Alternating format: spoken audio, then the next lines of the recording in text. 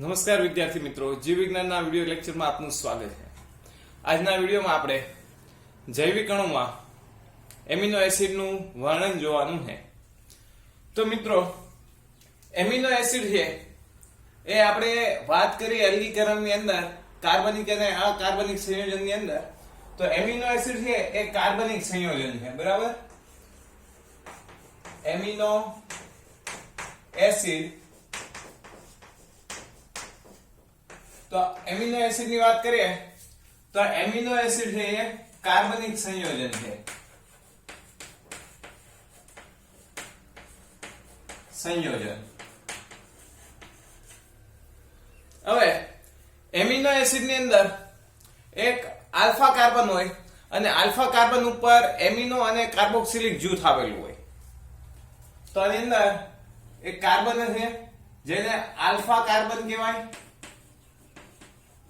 એના ઉપર એક એમિનો જૂથ હોય, એમિનો, અને એક જૂથ હોય કાર્બોક્સિલિક એસિડ, કાર્બોક્સિલિક એસિડ। હવે કાર્બોક્સિલિક એસિડ જે કાર્બન સાથે જોડાયેલો હોય તેને કહેવામાં આવે છે આલ્ફા કાર્બન, બરાબર। એટલે અહીંયા કાર્બોક્સિલિક કાર્બન છે કાર્બન સાથે જોડાયેલો હોય એને આપણે કહીએ છીએ આલ્ફા કાર્બન, અને એટલા જ માટે આપણે બધા એમિનો એસિડ છે એને કહીએ છીએ alpha amino acid. Amino acid છે એને આપણે કહીએ છીએ આલ્ફા એમિનો એસિડ, બરાબર। ચાલો, હવે હકીકતમાં એમિનો એસિડ છે એ પ્રસ્થાપિત અથવા વિસ્થાપિત મિથેન છે। આ શું છે? એમિનો એસિડ વિસ્થાપિત મિથેન। હવે તમને ખબર છે મિથેન ની અંદર આવી રીતે કાર્બનની ચારેય સંયોજકતા છે હાઇડ્રોજન દ્વારા સંતોષાયેલી હોય। હવે અહીંયા બધા જ હાઇડ્રોજન છે એનું અન્ય ઘટકો દ્વારા વિસ્થાપન થતું હોય છે, એટલા માટે એને આપણે વિસ્થાપિત મિથેન કહીએ છીએ। જેમ કે આ હાઇડ્રોજનનું વિસ્થાપન કાર્બોક્સિલિક એસિડ સમૂહ દ્વારા થાય તો મિથેનોઇક એસિડ બન્યું। પછી આ હાઇડ્રોજનનું વિસ્થાપન એમિનો જૂથ દ્વારા થાય તો એ એમિનો એસિડ બન્યું, અને હાઇડ્રોજનનું વિસ્થાપન અન્ય કોઈ પણ સમૂહ દ્વારા થાય તો એના આધારે આ જે ખરેખર એમિનો એસિડ છે એ વિસ્થાપિત અથવા પ્રસ્થાપિત મિથેન છે, મિથેનમાંથી બનેલા છે, બરાબર। જેની અંદર ચારે સંયોજકતા છે એ ચારે ચાર સંયોજકતા છે એ ચાર પ્રસ્થાપિત સંયોજન દ્વારા સ્થિર થયેલી હોય, બરાબર। ચાર સંયોજકતા છે, ચાર સંયોજકતા અલગ અલગ ઘટકો હોય, જેની અંદર એક હાઇડ્રોજન છે, બીજો એમિનો જૂથ છે, ત્રીજો કાર્બોક્સિલિક જૂથ છે, અને ચોથો અન્ય સમૂહ છે। આ ચારે ચાર સમૂહ દ્વારા જે આલ્ફા કાર્બન છે એની સંયોજકતા છે એ સંતોષાયેલી હોય છે। હવે આની અંદર જે આર સમૂહ છે એ જુદા જુદા હોય। આર સમૂહ તરીકે કોઈ પણ જુદી જુદી રચના સંયોજન હોઈ શકે, તો એના આધારે એમિનો એસિડ છે એ 20 પ્રકારના છે। આર સમૂહને આધારે એમિનો એસિડ છે એના 20 પ્રકાર છે। એમ તો એમિનો એસિડના ઘણા બધા પ્રકાર છે, પણ બધાની અંદર જોવા મળતા હોય એવા એમિનો એસિડની વાત કરીએ આલ્ફા કાર્બન આ પ્રકારના જે ડેરિવેટિવ નથી એવા 20 એમિનો એસિડ છે, બરાબર।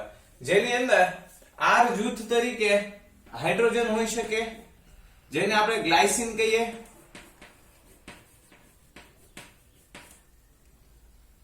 CH3 હોઈ શકે, મિથાઇલ સમૂહ હોઈ શકે જેને આપણે એલેનાઇન કહીએ,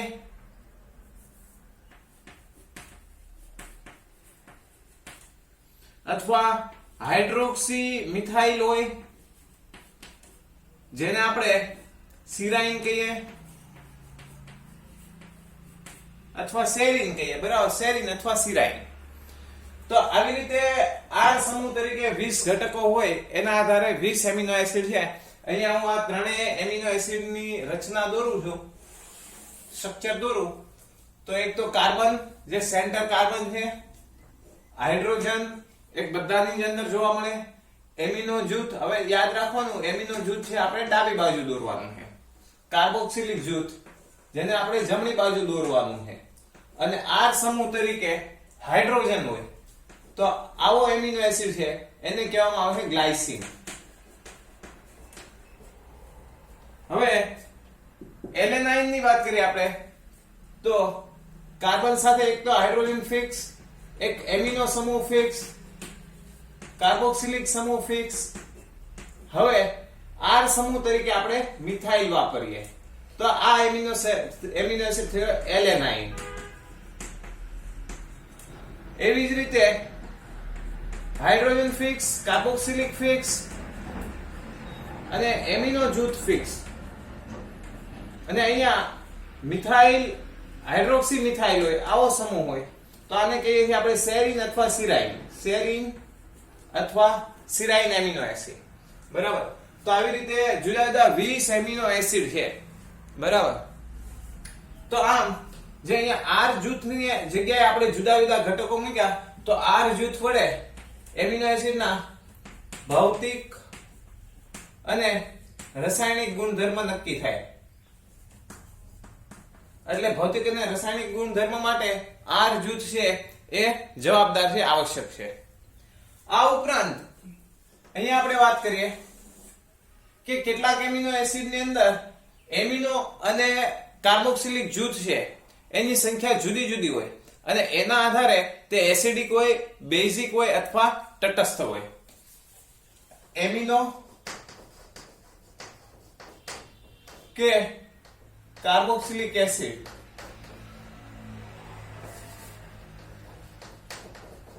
કાર્બોક્સિલિક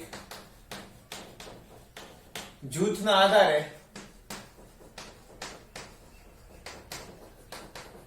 એમિનો એસિડ ધન વીજભાર વાળા હોય અથવા ઋણ વીજભાર વાળા હોય અથવા તટસ્થ હોય. ઋણ વીજભાર વાળા એમિનો એસિડ ની વાત કરીએ, આ ખાસ યાદ રાખવાનું છે નીટ માટે. ઋણ વીજભાર વાળા છે એની અંદર ગ્લુટામિક એસિડ અને ટૂંકમાં આવું પણ લખાય છે. બીજું છે એસ્પાર્ટિક એસિડ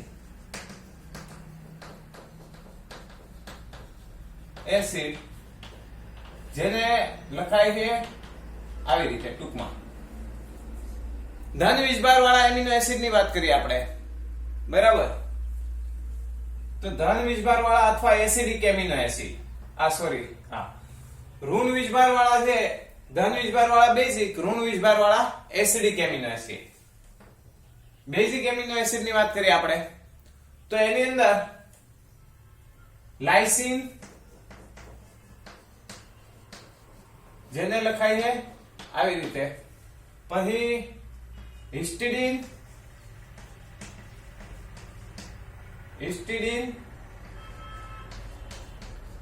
આવી રીતે લખાય છે, અને આર્જિનિન.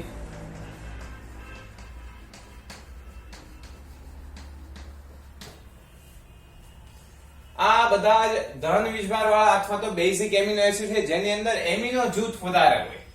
કાર્બોક્સિલિક જૂથ વધારે હોય તો ઋણ વીજભાર વાળા અથવા એસિડિક એમિનો એસિડ. બરાબર. અને તટસ્થ એમિનો એસિડ ની વાત કરીએ કે જેમાં કાર્બોક્સિલિક અને એમિનો જૂથ છે એની સંખ્યા કેવી છે? સરખી. તો એની અંદર ઉદાહરણ છે વેલાઇન,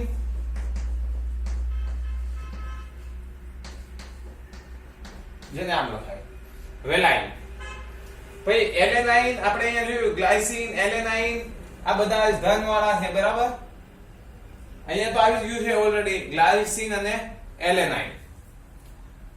આ ઉપરાંત કેટલાક એમિનો એસિડ છે એરોમેટિક છે જેની અંદર બેન્ઝીન રિંગ આવેલી હોય. તો એરોમેટિક એમિનો એસિડ છે એની અંદર સમાવેશ છે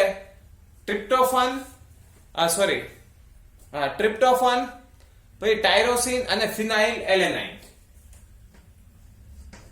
ટાયરોસિન એને લખ્યું આપણે આવી રીતે, પછી ટ્રિપ્ટોફાન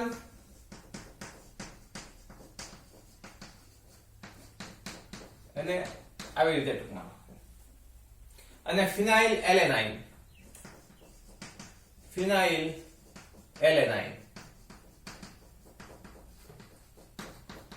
જેને લખશું આપણે આવી રીતે.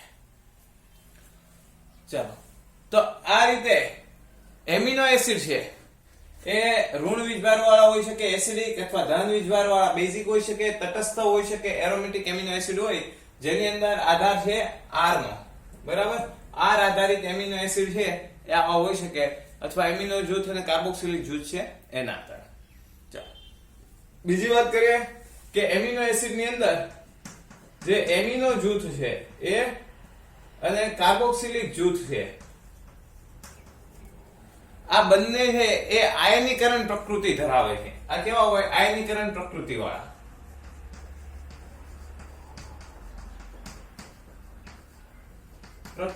હોય જેથી કરીને જુદી જુદી પીએચ છે એની રચના બદલાય છે. આના લીધે જુદી જુદી પીએચ પર તેની રચના બદલાય. જેમ કે અહીંયા એક તમને આવી રચના દર્શાવું છું કે કોઈ પીએચ એમિનો એસિડ નું બંધારણ આવું હોય, અહીંયા NH3 હોય, તો અહીંયા નેટ વીજભાર, કુલ વીજભાર કેવો છે? ધન. જેનું અલગ અલગ પીએચ રૂપાંતર થતું હોય તો આનું રૂપાંતર થઈ જાય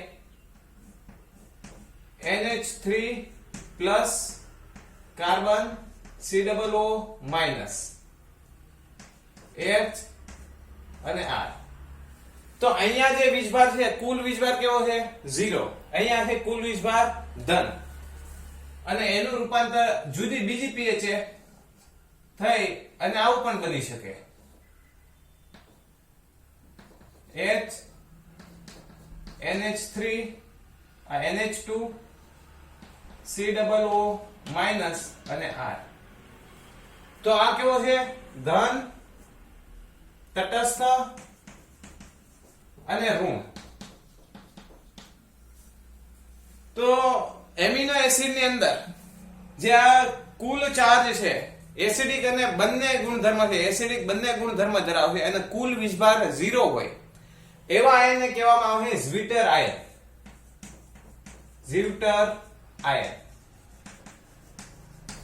આ જે તટસ્થ છે એ કયો છે? Zwitter ion. આ બંધારણ ખાસ યાદ રાખજો, એક્ઝામ માટે ખૂબ મહત્વનું છે. કેમિસ્ટ્રી ની અંદર પણ આ ભણવામાં આવશે. તો આ થઈ એમિનો એસિડ છે એનું વર્ણન. આ એમિનો એસિડ નું વર્ણન ની અંદર તમારે આટલું યાદ રાખવાનું છે. 20 એમિનો એસિડ ની અંદર જો તમારે નામ યાદ રાખવા હોય તો અહીંયા ટૂંકમાં લખું છું. એક છે ગ્લાયસીન, જે અહીંયા મેં કર્યું છે ખાલી હાઇડ્રોજન વાળું, આને ટૂંકમાં લખશું આવી રીતે ગ્લાયસીન. એલેનાઇન ને લખ્યું આવી રીતે, અને સિરાઇન ને લખ્યું ACR. બરાબર. ચાલો, ગ્લાયસીન, પછી એલેનાઇન, પછી ફિનાઇલ એલેનાઇન, એરોમેટિક માં છે. બરાબર. ફિનાઇલ એલેનાઇન, પછી વેલાઇન, લ્યુસીન, આઇસોલ્યુસીન, આઇસોલ્યુસીન, પછી સિરાઇન, થ્રીઓનાઇન, સિસ્ટીન, મિથિયોનિન, પછી લાઇસીન, arginine, હિસ્ટિડીન, aspartic acid, glutamic acid, એસ્પાર્જિન, glutamine. કેટલા થયા? 1 2 3 4 5 6 7 8 9 10 11 12 13 14 15 16 ગ્લુટામાઇન. પછી એરોમેટિક ની અંદર ફિનાઇલ એલેનાઇન, પછી ટ્રિપ્ટોફાન, પછી ટાયરોસિન અને પ્રોલિન. આ પ્રોલિન છે એને ઇમિનો એસિડ કહેવાય. એમિનો એસિડ ને બદલે ઇમિનો કેમ કે એની અંદર જૂથ છે એ આવું હોય, એમિનો જૂથ છે NH પ્રકારનું હોય એટલા માટે, બરાબર. તો 20 એમિનો એસિડ છે, લખવા હોય તો લખી નાખજો, યાદ રાખજો. જેની અંદર ખાસ કરીને આટલા એમિનો એસિડ છે, ગ્લાયસિન થી લઈને આઇસોગ્લુસિન, એ એલિફેટિક શૃંખલા વાળા છે. આ બંને એમિનો એસિડ છે એની અંદર આ જૂથની અંદર OH સમૂહ હોય, આની અંદર S સલ્ફર સમૂહ હોય. પછી આ 3 છે ધન વીજભાર વાળા હોય, આ 2 છે ઋણ વીજભાર વાળા હોય, આ ધ્રુવીય અને તટસ્થ છે, આ એરોમેટિક છે, અને આ હેટેરોસાયક્લિક છે ઇમિનો, બરાબર. તો આવું એમિનો એસિડ ની અંદર જોવા મળે. કોઈ પણ ડાઉટ હોય તો નોટ કરીને રાખજો, ડાઉટ સેશન ની અંદર આપણે એને સોલ્વ કરીશું.